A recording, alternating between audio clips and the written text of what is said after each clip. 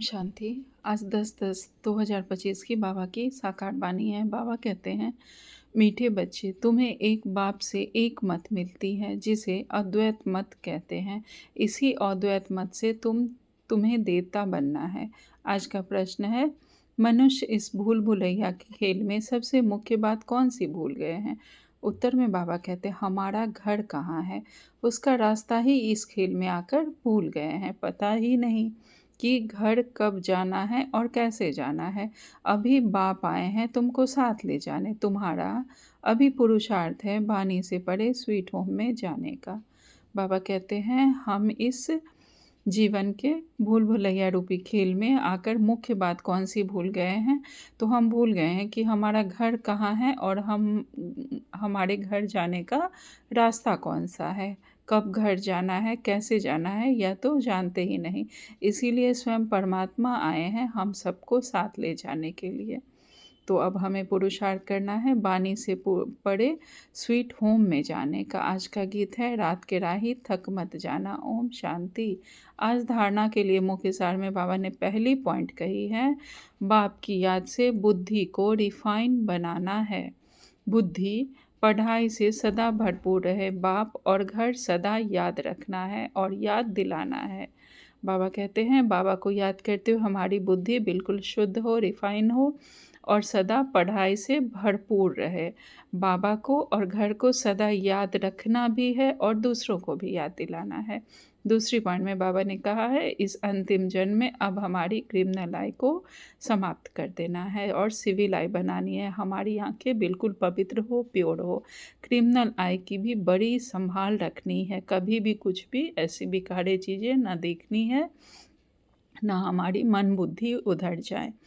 आज बाबा ने हमें वरदान दिया है, दातापन की स्थिति और समाने की शक्ति द्वारा सदा विघ्न विनाशक समाधान स्वरूप भव।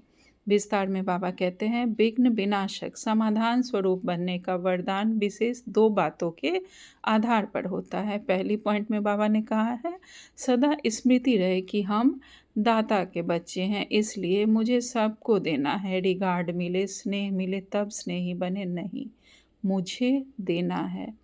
मैं देने वाली आत्मा देवता हूँ, यह हमें सदा याद रखना है। हम दाता के बच्चे हैं, मुझे सबको देना है। कोई मुझे स्नेह सम्मान दे रहा है तो मैं दूँ, नहीं, मुझे देना है। मैं देवता बनने वाली हूँ। दूसरी पॉइंट में बाबा ने कहा है, स्वयं के प्रति तथा संबंध संपर्क के प्रति समाने की शक्ति स्वरूप सागर बनना है। इन्हीं दो विशेषताओं से शुभ भावना शुभकामना से संपन्न समाधान स्वरूप बन जाएंगे।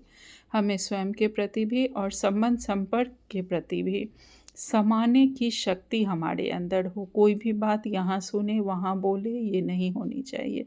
समा लेनी है। किसी की बातें बुरी भी लगी तो समाने की शक्ति हो।